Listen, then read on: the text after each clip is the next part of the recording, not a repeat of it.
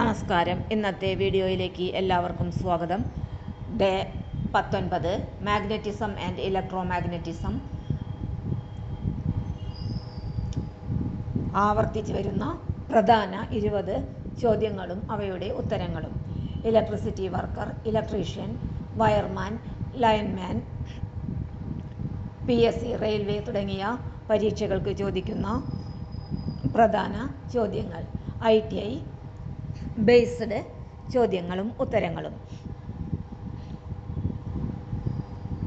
ഒന്നാമത്തെ ചോദ്യം നോക്കാം. ഒരു മാഗ്നറ്റിൻ്റെ ഏറ്റവും കൂടുതൽ ആകർഷണ ശക്തി കാണപ്പെടുന്നത് എവിടെയാണ്? ഉത്തരം ധ്രുവങ്ങളിൽ, പോൾസ്. സ്വതന്ത്രമായി തൂക്കിയിട്ടിരിക്കുന്ന ഒരു കാന്തം ഏത് ദിശയിലാണ് നിലകൊള്ളുന്നത്? ഉത്തരം നോർത്ത് സൗത്ത്. സമാന ധ്രുവങ്ങൾ തമ്മിൽ എന്താണ് സംഭവിക്കുന്നത്? ഉത്തരം വികർഷിക്കും. Like poles repels each other.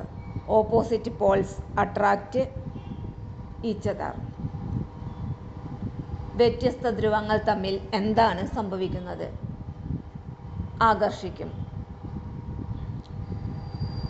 Magnetic lines of force പുറത്തായി ഏത് ദിശയിലൂടെയാണ് പോകുന്നത്?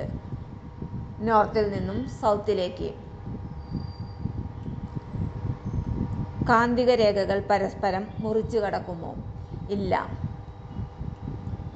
പെർമനന്റ് മാഗ്നറ്റ് നിർമ്മിക്കുവാൻ ഏറ്റവും അനുയോജ്യമായ വസ്തു ഏതാണ്? സ്റ്റീൽ.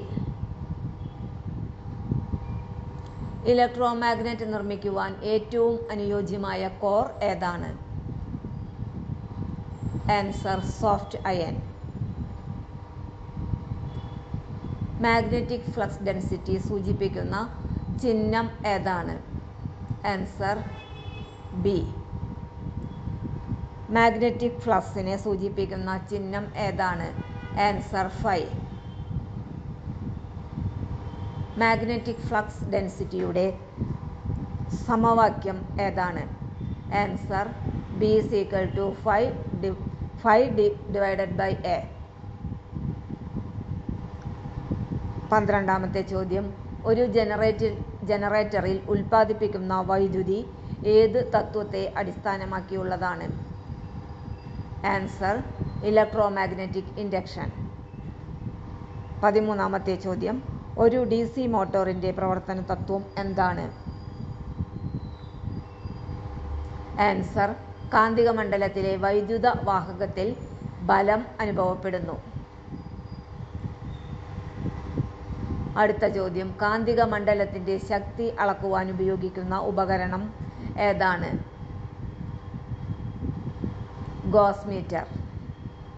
15ാമത്തെ ചോദ്യം. ഒരു കോയിലിൽ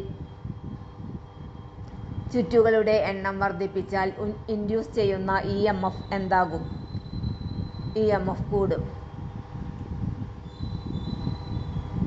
16ാമത്തെ ചോദ്യം. എഡി കറന്റ് നഷ്ടം കുറയ്ക്കുവാൻ എന്താണ് ചെയ്യുന്നത്? ഉത്തരം കോർ ലാമിനേറ്റ് ചെയ്യുന്നു. അടുത്ത ചോദ്യം. ഹിസ്റ്ററിസിസ്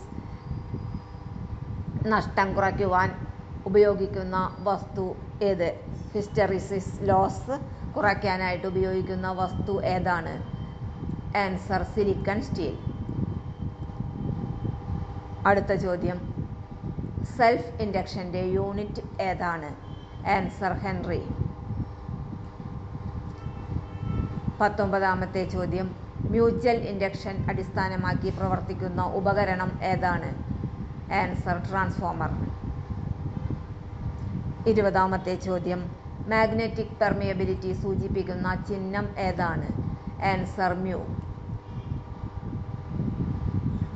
PSC, KSEB എന്നിവയുടെ പരീക്ഷകളിൽ ആവർത്തിച്ച് ചോദിക്കുന്ന ഫാക്റ്റുകൾ.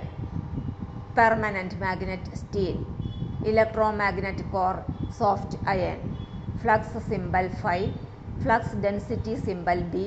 Permeability symbol mu. Self inductance unit henry. Mutual induction, transformer eddy current loss reduction, laminated cores, hysteresis loss reduction, silicon steel, generator, Fleming's right hand rule, motor, Fleming's left hand rule.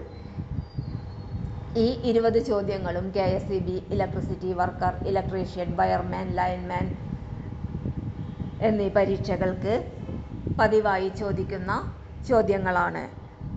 കൂടാതെ PSCയുടെ electrician, ITI based പരീക്ഷകൾക്കും railway ALP technician പരീക്ഷകളിലും പതിവായി ചോദിക്കുന്ന ചോദ്യങ്ങളാണ് ഇവയെല്ലാം.